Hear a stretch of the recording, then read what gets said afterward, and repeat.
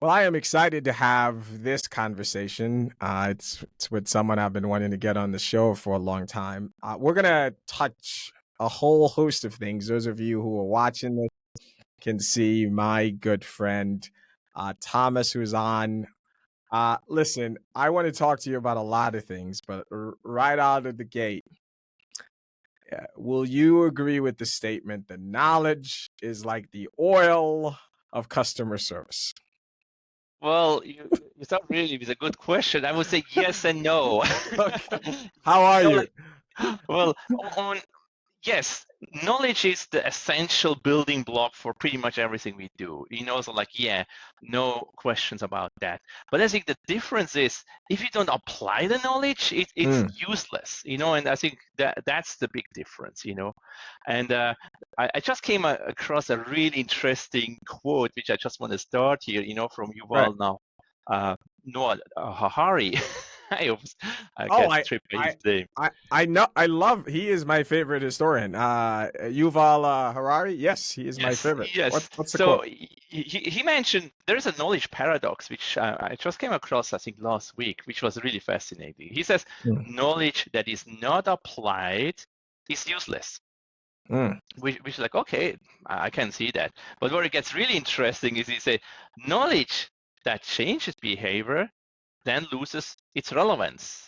It's like oh, wow, yeah, that's a kind of once it's embedded, you need to think about the next thing. So it's just constantly evolving, and that's why I think knowledge management and all these things we are discussing is so relevant and exciting. I can't wait to jump into this. So, give people a little context. So, I know you as one of the thought leaders around this topic of, of knowledge. So, give folks a 30-second background. And, ladies and gentlemen, we're going to have his LinkedIn and all that. You can go check him out. A context on your background and specifically as it relates to knowledge. Yeah, so for the last 14 years, I was director of knowledge management and an ERP software company. And prior to that, I worked for 3 Fortune 500 companies, knowledge management and other areas as well. So have been around the block for a very long time and really excited about talking to you because I think it's a famous triangle. It's like technology, people, and processes. It's like one can't solve everything, but knowing all three is a really powerful solution, I think. Well, I am excited to getting to know you now, but I'm surprised we haven't our circles haven't crossed. So I'm excited. I'm excited you're here. I had a conversation with you and I learned a lot. So really excited you're doing this. Well, same here. Like I came across your name on a podcast, and I was just hooked. One podcast, and one thing which still resonates with me is a Yeah. quote you mentioned. It's like, I can never call a 1-800 number in front of my kids, and it's like I had to tell my wife. I thought like that is so sad, but also so true. Yeah, because you never know what kind of profanities I'll start to yell. And I'm a usually mild-mannered guy. So let's go a little bit back in time. You and I, have a lot less hair than some people, and we've been around the block, right? So Yes, they say that's wisdom. Let's go yes, back. Let's go back in time, right? We've been at this for a while. I got into this business in the 90s, and I've watched it kind of evolve and change. But if you go back then, I feel like on the one hand, we're having the same conversations now going on 30 years later. So catch me up from as far back as you want to go, the early 2000s, late 90s. We were talking about knowledge and content there. Bring me up to speed as to how we got here. yeah. Like one of the things I always find fascinating is like never underestimate the power previous generation had and the Yeah. wisdom. Like Yes. like think about the pyramids. 4,500 years later, we're still debating like how did they do that? And I think a lot of things we knew in the 90s what to do and how to do it better, but the technology was not ready yet. Right. And I attended a very interesting it was actually a sales pitch from autonomy back then. I But remember autonomy. Where are they? Are they still around? they were purchased by HP and then sold. But the ideas and the knowledge they had was fascinating. So I was there. Learning about neural network, like how important this is, and it's like, wow, that's cool. And then in 2000, I came to Silicon Valley, and we implemented the first professional knowledge management solution. Prior to that, I built it myself, and it's like, wow, now we purchased one. That must be great. So, you know, being me, I comment so like, hey, is it based on neural networks? And they're like, Right. what are you talking about? No, we have indexes and we have search algorithms. Like, well, Taxonomies, yeah. but that can't be it. It's like everyone can build that. And then so what we actually built, we just built a new silo, here the CRM system and we had a knowledge system. And the problem was it was something in addition for engineers to do. And the adoption really started happening when we start embedding that. We embedded that in the process, so it was not an additional thought. It's like, well, this is how I do it. And so they're like, well, actually, I can do it faster, better. I don't repeat myself. And I mean, nowadays you look around, you see Salesforce and ServiceNow, they all embed the knowledge piece as part of their offering because it makes just so much sense. Yeah, I think that's an interesting way to think about the evolution, right? So like we're in this 90s, again, the same ideas, we just didn't have the technology to do it. And you're right. A lot of this solution into knowledge ends up creating new silos. Now, they may be better silos than the old ones, but it is. Let me take a little detour. Let's stay here for a second, which is I've often wondered anytime I talk to clients about knowledge and content in general, the one place that always had me stuck was all the stuff in people's brains that they don't ever write down, and all the stuff in emails, all the stuff in sticky notes on their on their Yes. on their computer. You mean this was? Yeah, exactly. So I know this is a little off the wall, but as you think about knowledge in your dealings with clients and customers, what do you say to them? Just give up? You're never going to get all of it, or what's? Well, you could think about that, but what I have learned over my career is like people want to do a good job. Yes. It's like I had a very challenging situation recently where we shut down an entire China operation and moved the knowledge from China to Mexico. Mm, If it's like, well, they will never tell you what they know. Like why would you? They know they will be let go 6 months. But if you treat people with respect and give them the time to actually do knowledge work, knowledge transfer, and also tell them the right story why it's important. It's like, hey, you can leave a legacy. Do you want to have a broken product behind you, or you want to maintain a legacy where you can look back mm. and say, wow, I worked on that project. It's amazing. I mean, people really went to the extra mile to get this job done. So just because it's challenging, if you embrace it from the right side, you can actually get things done which is like, wow, I would never thought about that. The other thing which I really like what you mentioned, Amas, is like emails and Right. it really depends what the company wants to do. Like, are we the close-minded company where like, well, I don't want that someone sees what I wrote here. It's like almost likely nobody cares about that. But if you have something that is of interest for the company, then why would you mind to share that? Right. And the technology is there. You could actually index the entire email communication, and when it's relevant, you can bring it in. If it's not relevant, it will never come up. So there's a lot of things you can do if you want to do. And I think we will have a lot of this conversation with AI, like what do you want to do with AI? How far you want to let AI go? Well, to that point, let me not hold you back anymore. Let's get in there, which is my problem statement is most organizations struggle with knowledge. And then I listen to someone like you and you tell me about all of this, like possibilities.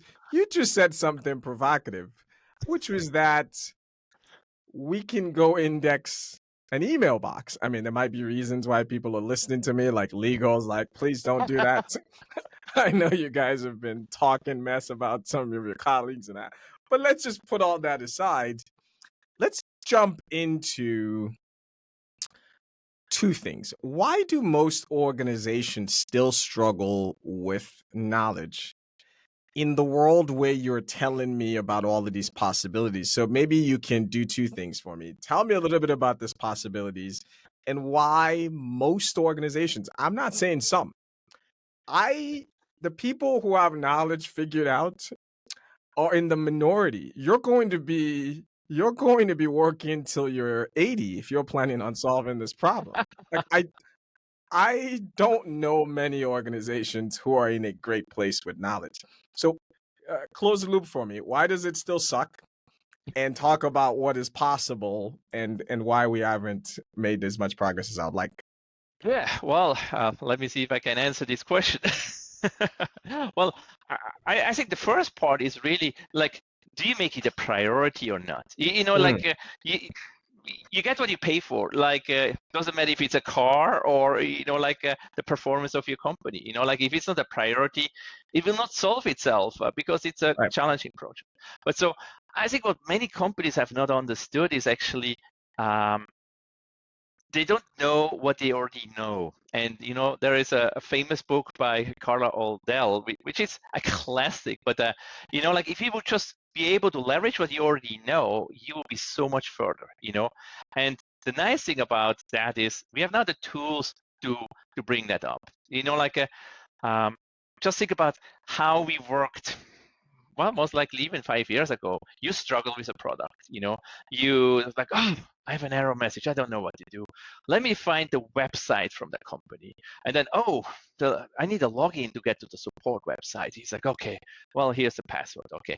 You go in now, oh, where's the knowledge base? Oh, they have a forum. Oh, here's user documentation. And it's like, wow, we make it really hard for someone to solve the problem. Right. Now in 23, what we can do, we can actually shift the entire experience around. It's like I can have a listener to error message on my screen. Like, whoa, there is an error message, and we can now intercept the error message. And like, whoa, it seems like you have a problem, and we can now bring the knowledge to the person. It's like based on their role, because now systems are start finally talking to each other. It's like, I Right. know if it's a manager, I know if it's a power user or a novice user. I don't want to bring the same knowledge to a power user than a novice user, but based on that, I can actually give them information like, oh, well, thank you, that's fantastic. I can actually now finish my transaction. And I think this is where it gets really, really interesting, But the problem is still the technology can now do this cool thing, but if the data is not clean in the back end, it doesn't matter. So it's still rubbish in, rubbish out, and Right. I think the maintenance is so important. That's why like systems like KCS, even sometimes they feel very rigid. It's like, well, whenever you go, check it, update it, flag it, enhance it, makes so much sense. It's like it's a small piece, but overall, it really makes a big difference. I think that is so spot on, which is, do you value it? Many organizations say, data is oil and, we started at that quote there, but do you treat it like it's precious? Do you Yeah. invest in it? Do you do in all of those things? As I listen to you though, can you comment on this sentiment I've been toying around with, which was how much can these new advances around what we can do around AI, how much of that is like, the Ozempic pill that's going around now where I could just take a pill and not work out or I can eat whatever the hell I want, right?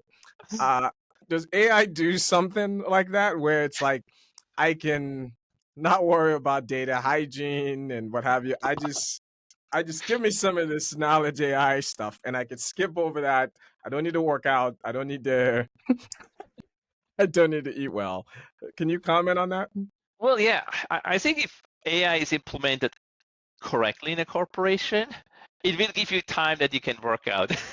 Okay.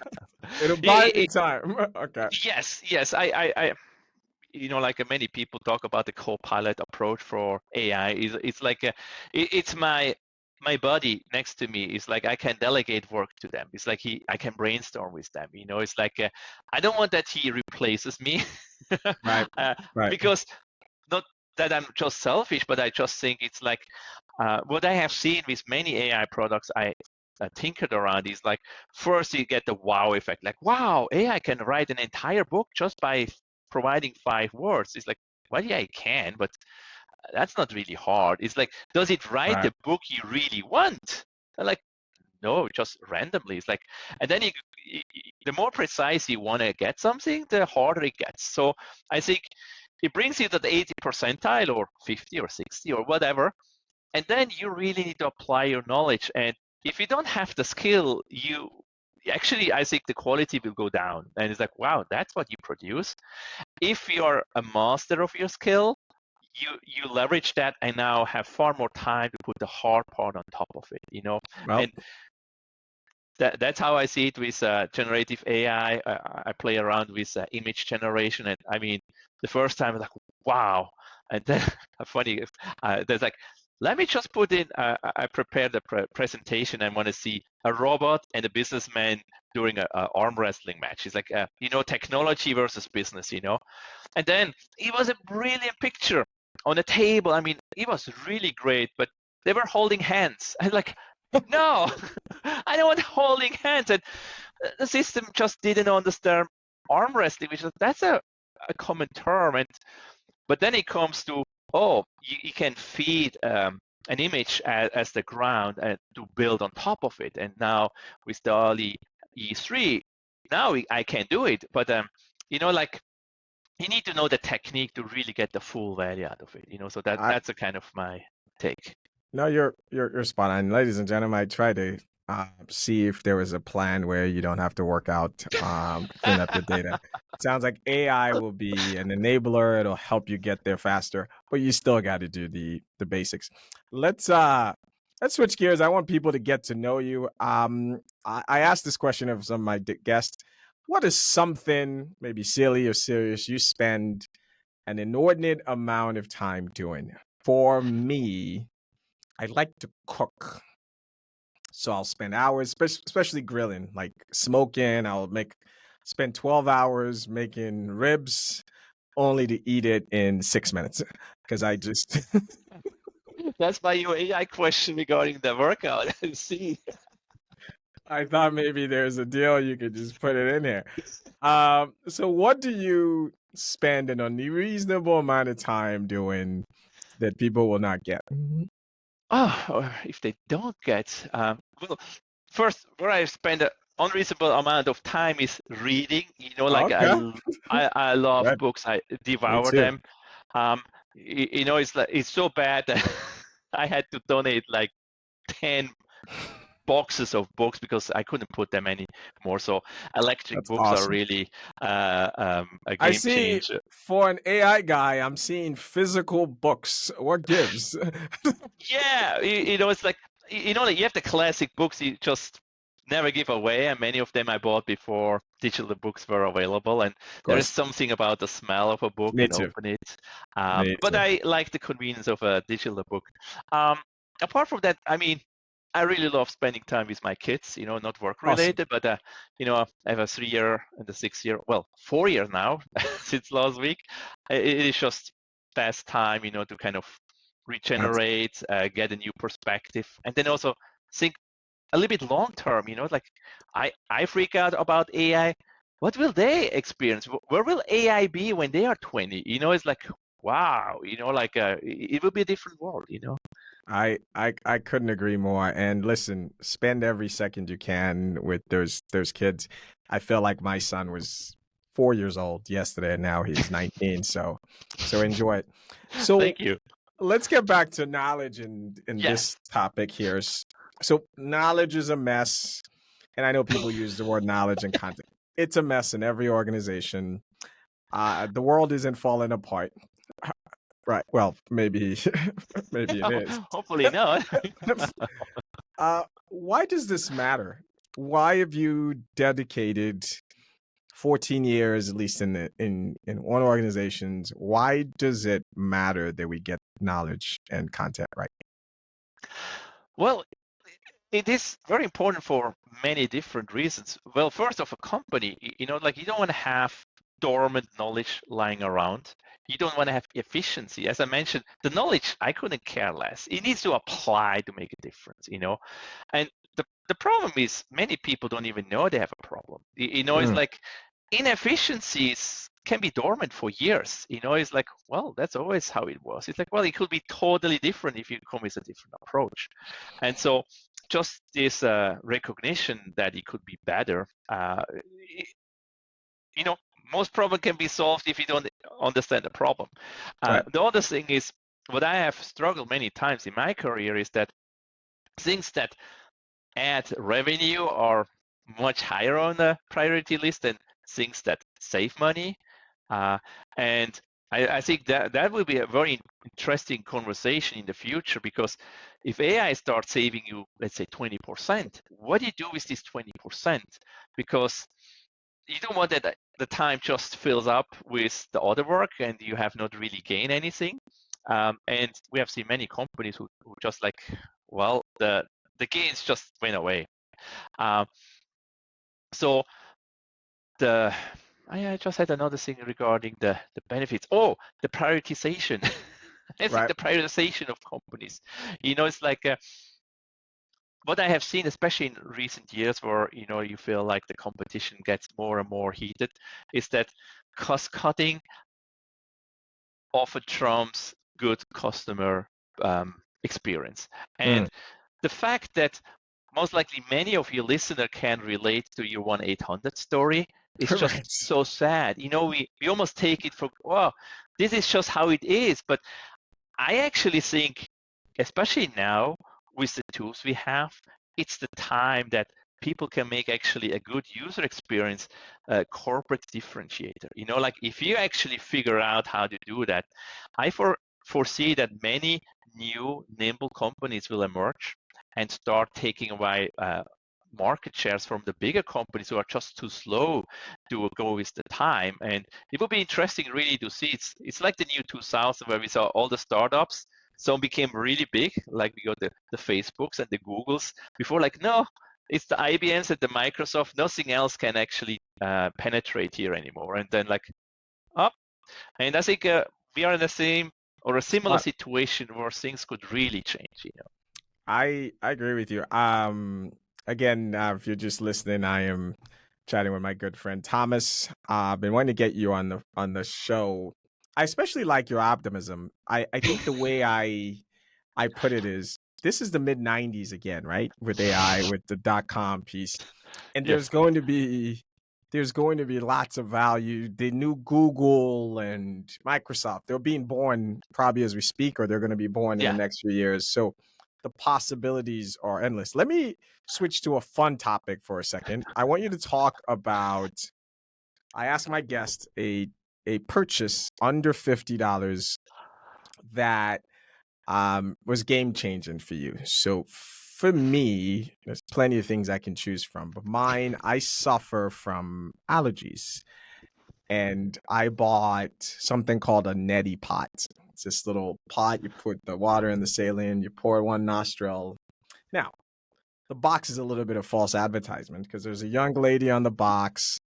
She is pouring this thing in, and it's so elegantly just flowing out, and it's perfect. When I do it, it's like I'm waterboarding myself and I'm choking on my own. But it gets the job done. And it's like a $20 thing. And when my Yeah, allergies yeah. get bad, it is a game changer. So I'll turn it to you. What is a purchase or purchases that are under $50 that you're like, this has made a big impact on my life? Yeah, it, it's maybe it may not sound as personal as what you share, Amas, but if you know me, I can't always differentiate between my personal life and my private life, my corporate life and private life, because I'm so passionate about what I'm doing. Right. That's why I read all these books all the time. But so I would say actually, when I was younger, I took a ticket to go to this Amazon autonomy show, because it was a game changer for me, not just by what I learned, but it has actually guided me for 25 years in the vision where we could go. And we talk about the email introduction. In the 90s, autonomy showed a system how they index every piece of knowledge within a company. So all your internal documents, your online forums, and the emails. And what was really cool is in the demo, they start typing an email. And as you typed, you start seeing, oh, you should Search talk about results. Amas when you have user experience stuff. And he wrote a white paper, you want to read that. And, I work for really big companies, and there was a situation where I worked for 2 months, 3 months on a project, and then my manager approached me. Have you ever talked to this guy in France? I was like, I don't even know this department. Why? Why? I think he works on something very similar. I was like, really? So I reached out to this guy, and we were really, the overlap was like 90%. It's like, oh my gosh. So we spent all the time bringing these two projects together. And then like 3 months later, the project got canceled because the company acquired a new company with a better solution. If we had a system like that, we could have known when we started, like, I should talk with this guy. It seems like he does something else. Right. And while M&A information is secret, but they could see that, well, there are different entities in our company working on that. We should put a hold on that, Right. But it is just we don't know, so that was a game changer for me, just from the vision what's possible. That's how long ago was that? That was in the mid-90s. It's Can crazy. you know what I know you're an optimist, and I'm going to try not to bring us down, but what saddens me is you saw a demo in the 90s, and it is the year of our Lord 2023. And there are many organizations that don't have that. Like, and I think it speaks to your point earlier about this three-legged stool of people, process, and technology. It's cliche, Yeah. but it is so true. I was on another conversation I was having with another guest. There's a book I've been reading. I'm almost done now. It's taking me so long. I'm reading multiple books at once. But I know anyway, that. one of the things that was fascinating to me was in the 1800s, the most popular car in America was an electric car. And in fact, it was fait accompli that we were all going to be driving electric cars. Like, it was a done deal. Like, gas powered cars, there was no way to produce them. What's funny is the same headlines about range, about where to charge them, and all of that, all the same things was true. And if I showed you those headlines, you would think they were written in 2023. They're exactly the same, right? Not exactly, but same sentiment. And that's what always gives me this humility to say nothing is inevitable. The technology can be fantastic, but you need people, processes, and all the stars to align before this thing is real. And you sharing the story of something you saw in the mid-90s that is still not the norm at most organizations is all the proof you need. Isn't that right? Oh, absolutely. And to add something, even if everything is aligned, it still sometimes needs a tipping point, an event that, oh, now we can't do it. It's like, it was funny, like talking about green energy and all that. It's like, well, we don't have time. And then about 10 years ago, the big companies suddenly start talking about, wow, we need to be green, because suddenly green was cheaper than being not green, and suddenly like, oh, now we don't send all the things over the ocean, we bring factories back, and it's like the margin were so small. It's like, wow, because of this small margin, you moved everything over there. And so, yeah, I like hearing stories like that, Amos. That's fantastic. You're right. I've got a couple more places I want to go. What do you tell companies? Sounds like you do it in your personal life, friends and family, when someone asks you about knowledge and content. What's your best advice that you give to them? For knowledge in general, well, I would say don't try to figure it out all by yourself. Leverage someone who has already done it and are the specialists. It's like I managed a team of technical writers for many years, and many people like I like to write. I wrote in college, so I can write. It's like, well, but there's a difference between being a professional and being kind of an amateur, Right. And the same thing is for knowledge. I mean, yes, you can Google things up, but there's a lot. The details is always the hard pieces to figure out if you're not a professional. You oversee them. That's important. Like with AI, it's like, well, I saw AI writing this book, and the demo is like, yeah, but he can't write an entire user guide for you in 5 words. You still need your professional people. So I would say it's like a leverage what you already know and take the experts and not reinventing the wheel. Like the mantra is actually pretty easy for knowledge management. Solve every problem only once. I mean, it's like we don't have time to repeat it. And if you just get that, you're already far ahead of many, many people. I think that's an excellent place to leave it, because however you do that, if you're listening to me and you are in this business, if you can solve every problem just once, whether you do that AI, what have you, you are ahead of 99% of the crowd, because we know that is not the reality for most. I want to go to another fun place here. Another question I like to ask my guest is for them to reveal some of the life mysteries they found out later in life. So for me, I was a huge wrestling fan growing up. I think we're in the same Gen Yes. X Yes. generation, and the Iron Sheik, the Undertaker, those are all my guys. I am in college was when I found out that the whole thing was acting. That like this all was a script, and I got to tell you, it broke my heart. And I remember everyone looking at me like, "How did you not know this?" Right? So I'll turn it to you. What life mysteries did you discover later in life? Yeah, I have a good one, but before we go there, because you just brought about wrestling, like I'm a strong believer to manage your work as much as your perception of your work, Yeah. and I haven't always done that, it's like, but if it comes to wrestling, it's like it's fake or it's not real. Well, from a viewer perspective, it doesn't look fake, No, it's as real as every other movie. exactly. And from a participant perspective, it's like, have you ever stepped in a ring? Like either you get seriously injured or the show looks really lame. Right. So like what is fake and real these days is kind of hard to say. But I love this guy. He's making me feel better already about not knowing this information. But yeah, go on. because like for me it was not wrestling, but it was like Christmas. Like when I discovered like whoa, Santa is not real.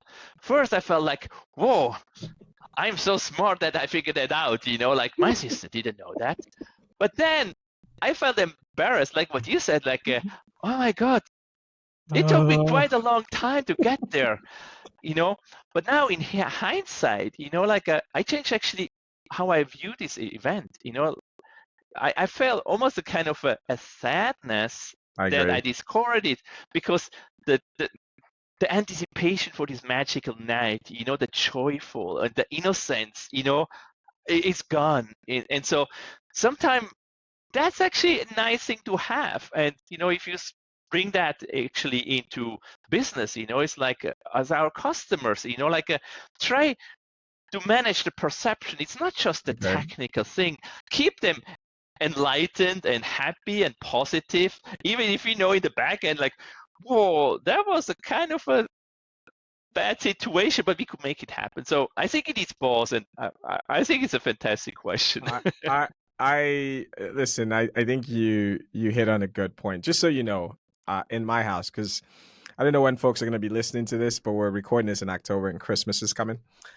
You do not get presents in my house, no matter how young or old you are, if you do not believe in Santa.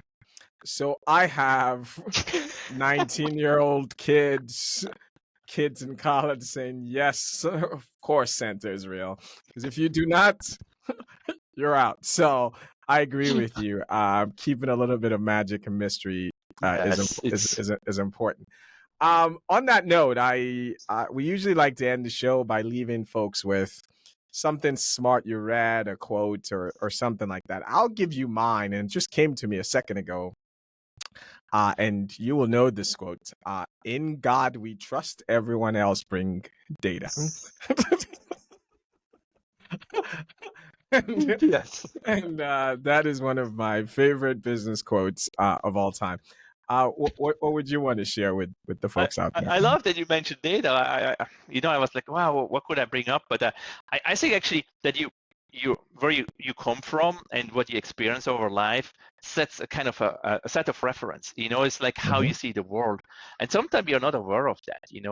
And I had a discussion last week, and I discovered this company is generating 1 terabyte of data a day, and it's like whoa, that's a lot. And so I asked the guy like, hey, how you guys deal with that amount of data? And he started laughing at me. He's like, Thomas, 1 terabyte is nothing. In my previous company, we had 50 petabytes of data a day. Wow. And I was like, okay. And then, after the discussion, it dawned on me, it's like, because I came from a smaller company, and that's just set your reference points. It's like, wow, a terabyte was really big, and that created a leading question. It was not a neutral question; it was already a leading question. And the second thing, which I found quite fascinating, that even I was so pro technology that it can help, I totally underestimated actually the power. But like 50 petabyte a day, I mean, it's like, oh my God, I never even thought that's possible, So I just found that quite entertaining, and It's you have to, humbling. and you have to step over your own shadow if you want to move forward. It's like, check your ego at the door, Thomas. So, but I like No, I like your quote a lot. that's a good one. That's a good place to leave it. Listen, I want to bring you back on the show. You and I didn't know this about you until we recorded. Um, Yuval Harari is also my favorite historian. I've listened to every podcast, every word that man has written. So we should have a show just about the future of where we think the world is going. I want to hear where you agree with him and disagree with him, but we'll have to bring you back for that. Will be a great pleasure. Thank you so much for joining. And we're gonna put his information out there. You guys go check it out on LinkedIn and follow him. One of the smartest guys on this topic. Thank you so much. It's been a joy.